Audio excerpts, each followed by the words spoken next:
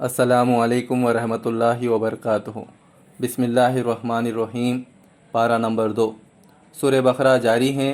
اس میں بتایا گیا ہے کہ اسلام کی دعوت مکے سے چل کر مدینے میں پہنچی تو ایک نئے مرحلے میں داخل ہوئی۔ ہجرت کے بعد جب عرب کے مختلف قبائل کے وہ سب لوگ جو اسلام قبول کر چکے تھے مدینے میں آ کر جمع ہونے لگے اور انصار کی مدد سے ایک چھوٹی سی اسلامی ریاست کی بنیاد پڑ گئی، تو اللہ تعالیٰ نے تمدن، معاشرت، معیشت، قانون اور سیاست کے متعلق اصولی ہدایات دینی شروع کی اور یہ بتایا کہ اسلام کی اساس پر یہ نیا نظام زندگی کس طرح تعمیر کیا جائے۔ اس پارے کا بیشتر حصہ انہی ہدایات پر مشتمل ہے۔ اس سلسلے میں سب سے پہلے توحید کی تعلیم دی گئی جو اسلامی نظام زندگی کی اصل بنیاد ہے۔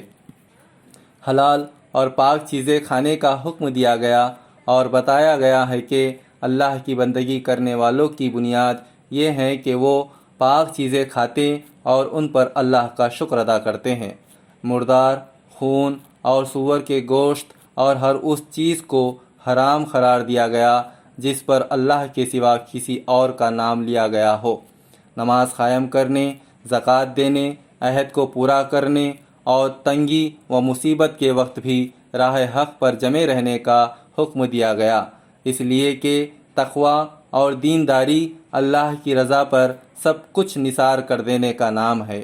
قصاص اور دیت خون بہا کے مسائل بتائے گئے کہ آزاد آدمی قتل کرے تو اسی آزاد سے بدلہ لیا جائے، غلام قتل کرے تو غلام سے بدلہ لیا جائے، عورت قاتل ہو تو عورت سے قصاص لیا جائے، البتہ کسی قاتل کے ساتھ مقتول کے اقربا نرمی کرنے کے لیے تیار ہو تو قاتل بھلے طریقے کے مطابق خون بہا دیت ادا کرے۔ وصیت کے سلسلے میں ہدایت دی گئی ہے کہ جب تم میں سے کسی کی موت کا وقت آئے اور وہ اپنے پیچھے مال چھوڑ رہا ہو تو والدین اور رشتہ داروں کے لیے معروف طریقے سے وصیت کرے اور اس پر عمل درآمد کیا جائے۔ رمضان کے مہینے میں روزے کی فرضیت کا حکم دیا گیا کیونکہ اسی مہینے میں انسان کی ہدایت کے لیے قرآن نازل ہوا۔ انسان کی ہدایت کے لیے اللہ کے اس احسان پر اس کی کبریائی کا اظہار اور شکر ضروری ہے اور اس کا طریقہ یہی ہے کہ اس ماہ میں روزے رکھے جائیں۔ حرام خوری اور رشوت کو ممنوع کر دیا گیا۔ اس سلسلے میں فرمایا، اور تم لوگ نہ آپس میں ایک دوسرے کے مال کو ناجائز طریقے سے کھاؤ اور نہ حاکموں کے آگے ان کو اس غرض سے پیش کرو کہ تمہیں دوسروں کے مال کا کوئی حصہ قصداً ظالمانہ طریقے سے کھانے کا موقع مل جائے۔ حج اور اللہ کی راہ میں جہاد کے متعلق احکام عطا کیے گئے۔ حج کے دوران کوئی شہوانی فعل، بد عملی اور لڑائی جھگڑے کی بات ممنوع قرار دی گئی۔ سفر حج کے لیے سب سے بہتر زاد راہ سفر تقوی اور پرہیزگاری کو بتایا گیا ہے، لہٰذا حکم دیا گیا کہ اللہ کی نافرمانی سے بچا جائے۔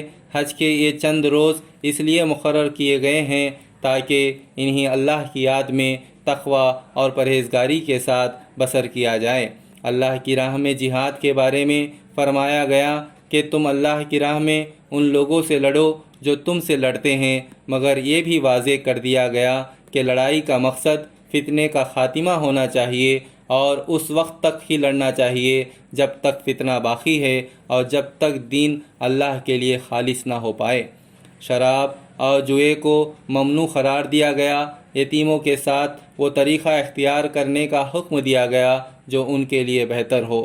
مشرک عورتوں کے ساتھ نکاح کرنے سے روک دیا گیا الا یہ کہ وہ ایمان لے آئے۔ اسی طرح مسلمان عورت کا نکاح مشرک مرد سے ناجائز قرار دیا گیا الا یہ کہ وہ مرد ایمان لے آئے۔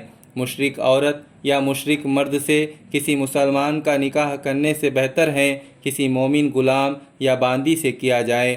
ان احکام کے علاوہ حیض کے متعلق احکام دیے گئے۔ اللہ کے نام کی قسمیں کھانے سے روکا گیا۔ کوئی شخص اپنی بیوی سے تعلق نہ رکھنے کی قسم کھا بیٹھے اعلیٰ تو اس کے لیے 4 مہینے کی مہلت مقرر کی گئی۔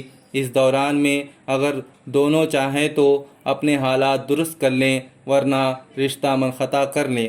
طلاق کے بارے میں یہ حکم بتایا گیا کہ جس عورت کو طلاق دی گئی ہو وہ 3 مرتبہ ایام ماہواری آنے تک اپنے آپ کو روکے رکھیں، یعنی اس کی عدت کی مدت ہے، اس کے دوران میں اگر شوہر تعلق درست کرنے پر آمادہ ہو جائیں تو عدت کے دوران اسے اپنی زوجیت میں واپس لا سکتا ہے۔ یہ مدت گزر جانے کے بعد عورت آزاد ہے، وہ جس مرد سے چاہے نکاح کر سکتی ہے۔ متعلقہ عورت کے نان نفقے سے متعلق احکام بتائے گئے کہ طلاق کے بعد کوئی شخص یہ چاہے کہ متعلقہ عورت اس کے بچے کو دودھ پلائیں تو ماں کامل 2 سال تک دودھ پلائے گی۔ اس صورت میں باپ پر لازم ہے کہ معروف طریقے سے وہ بچے اور ماں کے کھانے کپڑے کا انتظام کرے۔ کسی کا شوہر انتقال کر جائیں تو اسے 4 مہینے 10 دن تک عدت میں رہنا ہوگا۔ عدت پوری ہونے کے بعد اسے اختیار ہے کہ وہ اپنی ذات کے معاملے میں معروف طریقے سے جو چاہے فیصلہ کریں۔ عورت کے مہر کے سلسلے میں فرمایا کہ اگر اسے ہاتھ لگانے سے پہلے ہی اسے طلاق دے دی گئی ہو یا مہر مقرر کرنے سے پہلے ہی طلاق دے دی گئی ہو تو اس صورت میں خوشحال آدمی اپنی حالت کے مطابق اور غریب آدمی اپنی حالت کے مطابق معروف طریقے سے عورت کو کچھ نہ کچھ ضرور دے۔ عورت کو ہاتھ لگانے سے پہلے طلاق دے دی گئی ہو اور مہر مقرر کیا جا چکا ہو تو آدھا مہر دینا ہوگا، الا یہ کہ عورت خود ہی مہر نہ لے یا یہ کہ مرد ہی پورا مہر دینا چاہیں تو دونوں ہی باتیں جائز ہیں۔ ویسے مرد کا پورا مہر دینا تقویٰ سے زیادہ مناسبت رکھتا ہے۔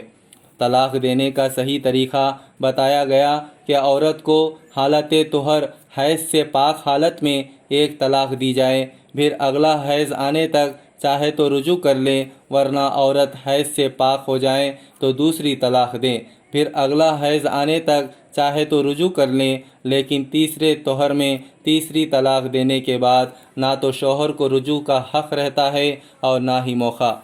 تمدن اور معاشرت کے مذکورہ بالا احکام بیان کرنے کے بعد اللہ تعالیٰ نے گفتگو کا خاتمہ دوبارہ نماز کے ذکر پر کیا ہے کہ اپنی نمازوں کی نگہداشت رکھو۔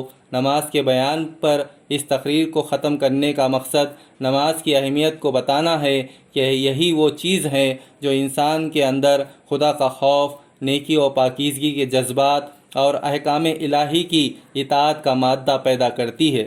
مسلمانوں کو جہاد پر ابھارا گیا ہے، اہل ایمان کو دعوت دی گئی ہے کہ جس عظیم مقصد پر تم ایمان لائے ہو اس کی خاطر جان و مال کی قربانیاں برداشت کرو۔